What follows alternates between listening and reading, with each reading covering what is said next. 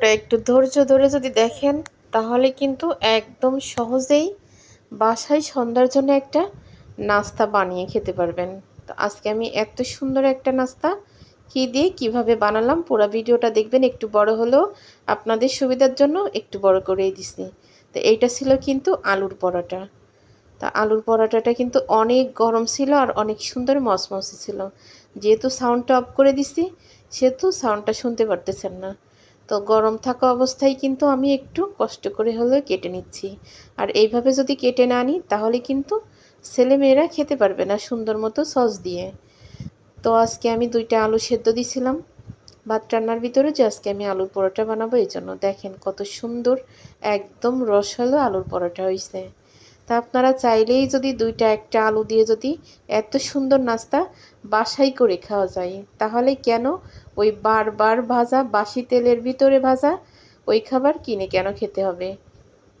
একদম স্বাস্থ্যসম্মত খাবার তো বাসায় সহজে বানানো যায়। তো এই যে সুন্দর করে আমি কিন্তু আলুর ডো বানিয়ে নিয়েছি 3টা, কারণ 3টা পরোটা বানাবো। সয়াবিন তেল দিয়ে সুন্দর করে কিন্তু আমি ময়দাটা একদম মাখায় নিয়েছি। মাখায় 3টা রুটি শেপে 3টা রুটি করে নিয়েছি। রুটি করে মাঝখানে আলুটা দিয়ে আবারও কিন্তু দলা করে আবার রুটির মতো এই যে সুন্দর করে বেলে নিচ্ছি।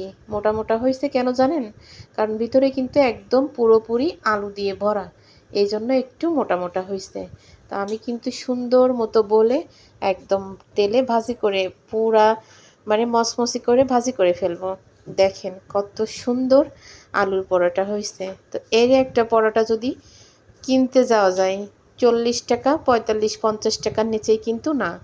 তো সেইখানে যদি বাসাই করে খাওয়া হয় 2টা আলু দিয়ে বা 1 বাটি ময়দা দিয়ে, তাহলে ক্ষতি কোথায়? একদম নিশ্চিন্তায় বাচ্চাদেরকেও খাওয়ানো যায়, নিজেরাও কিন্তু চোখ বন্ধ করে খাওয়া যায়। একদম ফুলকো ফুলকো কিন্তু আলুর পরোটা দেখেন। তা আমার এই পরোটা ভাজতেছি এত সুন্দর ঘ্রাণ বের হচ্ছে কেন জানেন? আমি আলু মাখার ভিতরে দিছি ধনে পাতা, কাঁচামরিচ কুচি, পেঁয়াজ কুচি, গরম মশলার গুঁড়া, ধনে গুঁড়া, জিরে গুঁড়া আর হচ্ছে লবণ, হালকা করে একটু টেস্টি সল্ট দিয়ে আমি কিন্তু আলুটা সুন্দর করে মাখায় নিছি। মাখায়ে 3টা ডো বানায় 3টাই কিন্তু আলু পরোটা বানাইছি। সেই